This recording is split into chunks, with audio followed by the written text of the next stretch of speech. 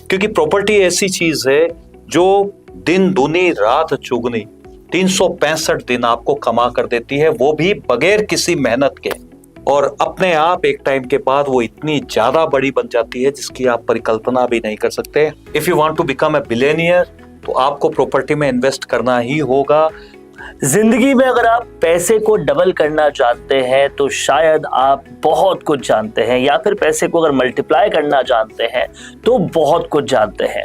हम जैसे ही अपनी जिंदगी की प्लानिंग करना शुरू करते हैं, 2-4 बड़े गोल्स जो है वो जिंदगी के अपने सामने रख लेते हैं। जैसे बिटिया की शादी करनी है, बच्चों को पढ़ाना है और उनके लिए कहाँ से पैसा लाएंगे इसको सोचना शुरू कर देते हैं। तो कई बड़े बुजुर्ग कहते हैं एक प्रॉपर्टी बेटे के नाम खरीद के रख लो, एक प्रॉपर्टी बिटिया के नाम खरीद के रख लो। लेकिन इस प्रॉपर्टी पे रिटर्न कैसे मिलता है, कितना मिलता है, कंपाउंडिंग क्या होता है, इन सब चीजों के बारे में आप सभी जानना चाहते हैं। और आज आपकी ये सारी क्यूरियोसिटी इस पॉडकास्ट में हम पूरी करने वाले हैं, क्योंकि मेरे साथ है अवनीश जी, जिनका प्रॉपर्टी में अपना एक बहुत बड़ा और लंबा चौड़ा रिसर्च है। सर, सबसे अहम सवाल सब लोगों का ये होता है कि प्रॉपर्टी में अगर इन्वेस्ट किया तो रिटर्न कितना मिलेगा, कब मिलेगा, कैसे मिलेगा। ये रिटर्न की जो मैथमेटिक्स है आसान भाषा में कैसे समझी जाए? वरुण जी, बहुत बहुत धन्यवाद। आपका सवाल भी काफी अच्छा है, क्योंकि काफी लोग इसी उलझन में पड़े रहते हैं कि प्रॉपर्टी कमाई कितनी देती है, कैसे देती है, कब देती है। हमने आज प्रॉपर्टी ली, दूसरों की प्रॉपर्टी तो काफी तेजी से ग्रो कर रही है और हमारी रुकी हुई है। तो उसका बड़ा सा सिंपल सा तरीका है। मेरे हिसाब से अगर इन्वेस्टमेंट के लिहाज से अगर आप देखते हैं तो प्रॉपर्टी से इन्वेस्टमेंट अच्छा किसी भी दूसरी चीज का नहीं हो सकता, चाहे वो शेयर्स हो, चाहे वो गोल्ड हो, या कोई भी दूसरी चीज हो। क्योंकि प्रॉपर्टी ऐसी चीज है जो दिन दूनी रात चुगनी 365 दिन आपको कमा कर देती है, वो भी बगैर किसी मेहनत के, बगैर किसी एफर्ट्स के। आप जब अपना बिजनेस करते हैं तो काफ़ी सारे एफर्ट्स लगाते हैं, वहाँ पर आपका पूरा स्टाफ लगता है, आपकी पूरी की पूरी हायरार्की सेट होती है, आपका विजन काम करता है। उसके बाद में कहीं बेड डेट्स की दिक्कत है, कहीं परचेज है, कहीं सेल्स है। यहाँ पर वे एक अच्छे तरीके से आपने दिमाग लगा के अच्छी प्रॉपर्टी में इन्वेस्ट कीजिए। उसके बाद उसको बस छोड़ दीजिए, किसी संभाल की ज़रूरत नहीं है, और अपने आप एक टाइम के बाद वो इतनी ज्यादा बड़ी बन जाती है जिसकी आप परिकल्पना भी नहीं कर सकते। हाँ, उसके लिए आपको प्रॉपर्टी को होल्ड करना आना चाहिए। लेकिन सर, एक तरफ जो बात होती है कि बैंक हमें 4.5% रिटर्न सेविंग पर देता है, 7% रिटर्न हमें एफडी पे देता है, 1 साल के अंदर अंदर दे देता है, ज्यादा टाइम भी नहीं लगाता है। उस सेफ्टी और ल्यूक्रेटिवनेस के पीछे हम आगे का देखना बंद कर देते हैं, ये कितना घातक है? देखिए सब, जहां तक आप बात कर रहे हैं बैंक्स की एफडीआर की, तो आज नॉर्मली बैंक का जो एफडीआर रेट है 5%, 6% की बात करें तो मेरे हिसाब से तो वो आपको 0% ही ग्रोथ देता है। क्योंकि अगर हम लोग इंडिया का मुद्रास्फीति रेट जो यानी इन्फ्लेशन जो रेट है वही करीब 6 से 7% का है। तो माइनस में हुआ, शून्य भी नहीं। हाँ, आप यही मान लीजिए वो शून्य ही है। बिकॉज आज आप ये देख के दीजिए कि आज इतने सालों पहले आपका गोल्ड कितने में खरीदा था और आज आप खरीदना चाहें तो कितने में खरीदेंगे। किसी भी छोटी से छोटी चीज को आप देख लीजिए। तो बेसिकली मेरा पर्पस एक ही है कि प्रॉपर्टी का मतलब ये नहीं है कि वो रोज की रोज बढ़ती है। ये एक ईसीजी मशीन की तरह है जो हिचकोले खाती है, एकदम से कंटिन्यू नहीं बढ़ती, रुक रुक के एकदम से तेजी से ये बढ़ती है। तो ये प्रॉपर्टी हमेशा आपको रिटर्न देगी ही देगी, इसमें कोई दो राय नहीं है। अब हम बात करते हैं प्रॉपर्टी के अंदर, तो सीधी सी बात है, आप अगर सिटी के एकदम बीच में, जहां पर ऑलरेडी प्रॉपर्टी की रेटें काफी ज्यादा बढ़ चुकी है, जहां पे रोडों को बढ़ने की जगह नहीं है, अगर कोई नया मॉल आना चाहे, नया पिक्चर हॉल आना चाहे, तो वहां पर पॉल्यूशन की प्रॉब्लम है, पार्किंग की प्रॉब्लम नहीं है, तो वहां तो ग्रोथ रुक जाती है। लेकिन एक नई जगह पर अगर आप डेवलप कर रहे हैं, जो डेवलपिंग हो रही है, उस स्टेज पे प्रॉपर्टी खरीदते हैं तो 100% आपको बेनिफिट देगी। टाइम लग सकता है। कोई भी इन्वेस्टमेंट का मतलब होता है कि आप ओरिजिन लेकर चलिए कि 4 से 5 साल का। अगर 5 साल आप वेट करते हैं तो मैं आपको दावे से कह सकता हूं कि प्रॉपर्टी आपको डबल नहीं, डबल से भी ज्यादा अच्छे रिटर्न देंगे, वो भी बिना किसी मेहनत के। मतलब आप मेहनत करने की बजाय प्रॉपर्टी से काम करवाना शुरू कर दीजिए, प्रॉपर्टी खुद आपके लिए काम करे। तो आपके लिए, आपके पैसे को बढ़ाने के लिए प्रॉपर्टी काम करने के लिए तैयार है, बशर्ते आपको उसको चुनना है, ये बहुत जरूरी है। एक सवाल सर और भी इस लिहाज में बनता है, क्योंकि जब हम बात कर रहे हैं बैंक्स के इंटरेस्ट की और एफडीज की और हर तरह की चीजों की, तो एक टर्म होता है कंपाउंडिंग। उस कंपाउंडिंग टर्म को समझना बहुत जरूरी है। मेरे भी बहुत वक्त के बाद समझ में आया, लेकिन अभी भी आसान भाषा में अगर तमाम सारे लोगों को समझाया जाए तो ये कंपाउंडिंग क्या है और प्रॉपर्टी इन्वेस्टमेंट में इसका फायदा कैसे मिलता है। कंपाउंडिंग इंटरेस्ट का बड़ा सीधा सा कैलकुलेशन है, जो आप कमा रहे हो उसमें से बिना कुछ निकाले उतने ही कमाई के ऊपर फिर से कमाना, उसको मल्टीपल फोल्ड्स में कन्वर्ट करना। लेट्स से हम इसको इजी भाषा में समझते हैं। आज मान लीजिए आप एक बिजनेसमैन है, आपने लाख रुपए लगाकर कोई बिजनेस स्टार्ट किया। मान लीजिए हम उसकी साल भर की ग्रोथ मानते हैं कि लाख रुपए पे आपने लाख रुपए ही कमा लिया। तरीका का कंपाउंडिंग इंटरेस्ट अगर होता है तो वहां पर अगले साल आप लाख के लाख पे 2 हो गए, तो अगले साल आप 2 लाख पे 2 लाख और कमाओगे। लेकिन यहाँ होता क्या है कि आपने बड़ी मेहनत से उस पे लाख कमाया। अब अगले बार आप 2 लाख पे कमाने की बजाय उसमें से 33% का 30 प्लस शेष वेश मिला के 33% आप गवर्नमेंट को बैठे बिठाए टैक्स देते हो। यानी एक तरफ तो आपने टैक्स दे दिया और ऊपर से आपकी रकम भी 167% ही रह गई। अब 167 पे आप कमा रहे हो इंस्टेड ऑफ 200 के ऊपर।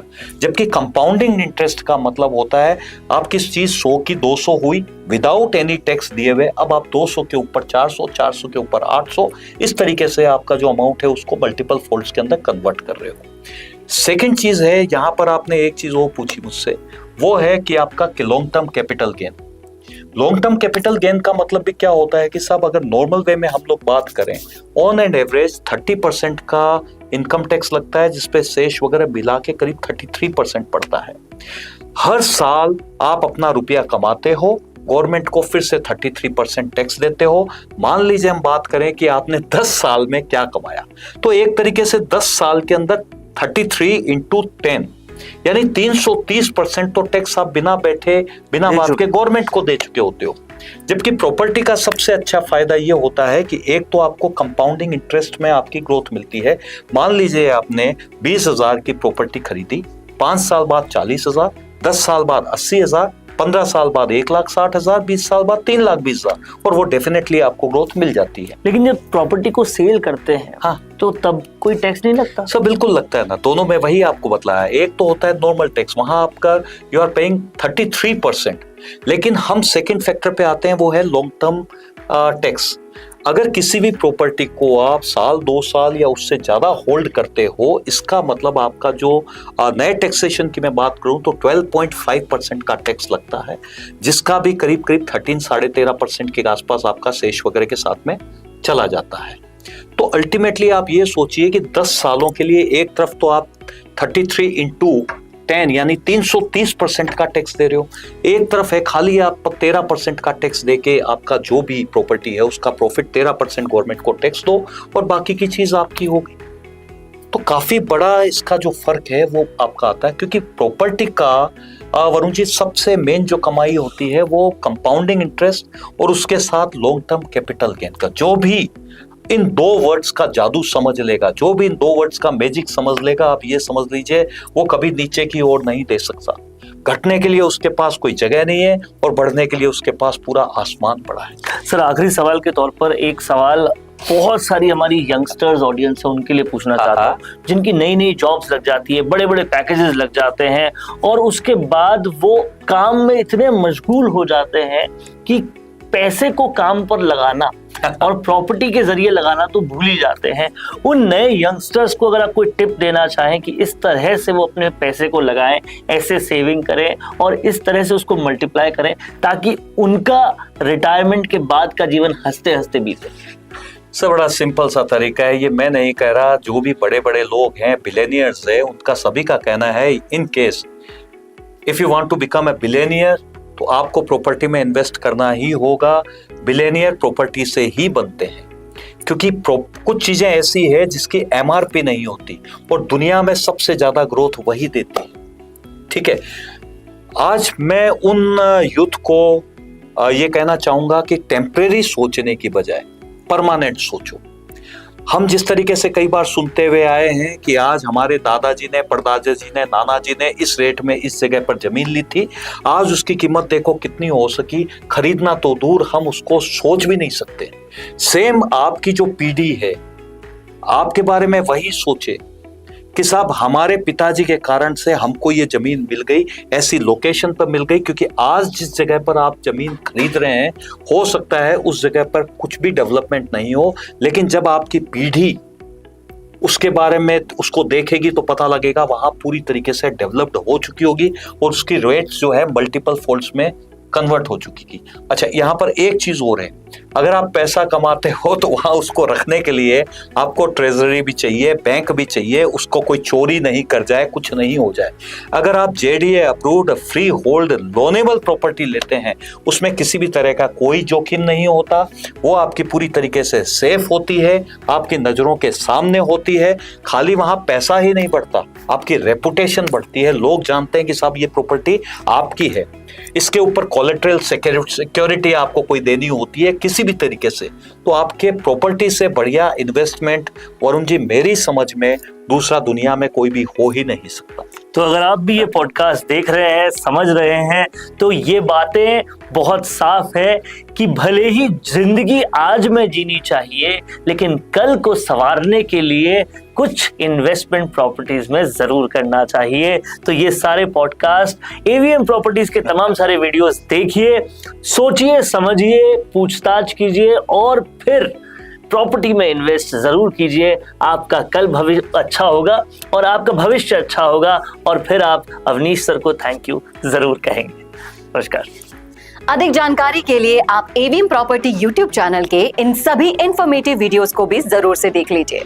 आप चाहें तो अपने रुपयों को तेजी से मल्टीपल फोल्ड्स में बढ़ाने के लिए स्वयं राजस्थान सरकार द्वारा जयपुर के अजमेर रोड और रिंग रोड के बीच बसाई गई 6400 बीघा बड़ी फ्यूचरिस्टिक ग्रीन स्मार्ट सिटी को भी देखकर समझ सकते हैं, जो कि जयपुर की पूरी वॉल सिटी परकोटे से भी काफी ज्यादा बड़ी है। सेज के ब्लॉक ई पालड़ी में लगभग 2100 रेजिडेंशियल प्लॉट्स पर करीब 50% यानी कि 1100 कमर्शियल प्लॉट्स का बहुत बड़ा कमर्शियल स्पेस चिन्हित है और केवल 25% कंस्ट्रक्शन के सामने लगभग 75% ओपन ग्रीन एरिया की फ्री होल्ड पट्टे वाली जेडी अप्रूव्ड लोनेबल जमीनें किसी भी दूसरी जगह के मुकाबले बहुत ही ज्यादा सस्ते में मिल रही हैं। निर्णय भी आपका और फैसला भी आपका। मिलते हैं सुरक्षित तरीके से रुपयों को तेजी से बढ़ाने वाले दूसरे वीडियो में। आपका दिन शुभ और मंगलमय हो।